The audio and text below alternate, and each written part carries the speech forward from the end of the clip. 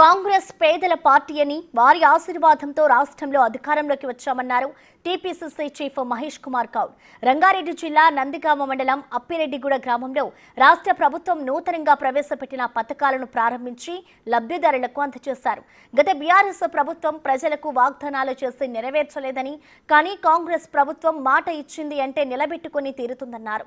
ఎన్నికల ముందు ఇచ్చిన గ్యారంటీ పథకాలను ప్రజలకు అందించి తీరుతామని అన్నారు. గత 10 సంవత్సరాలలో యువతకు ఉద్యోగాలు రాక ఉరేసుకుని చనిపోయారు. కానీ కాంగ్రెస్ ప్రభుత్వం ఏర్పడగానే 10 ఏళ్లలో ఇచ్చిన ఉద్యోగాల కంటే ఎక్కువ ఉద్యోగాలు ఇచ్చామన్నారు.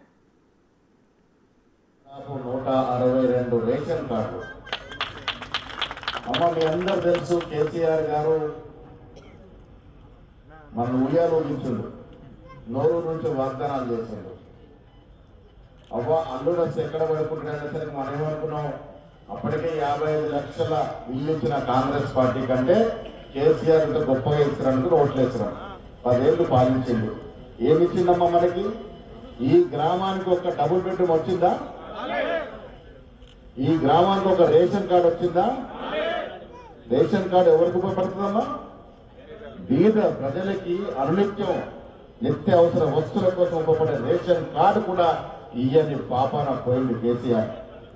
వీళ్ళెందుకు కాంగ్రెస్ పార్టీ అధికారంలోకి వచ్చింది? మీ అందరూ ఓటేస్తే వచ్చింది. మీరందరూ మాకెందుకు ఓటేశారు? కాంగ్రెస్ పార్టీ మీద నమ్మకం. కాంగ్రెస్ పార్టీ ఒక మాట ఇస్తే వెనక్కి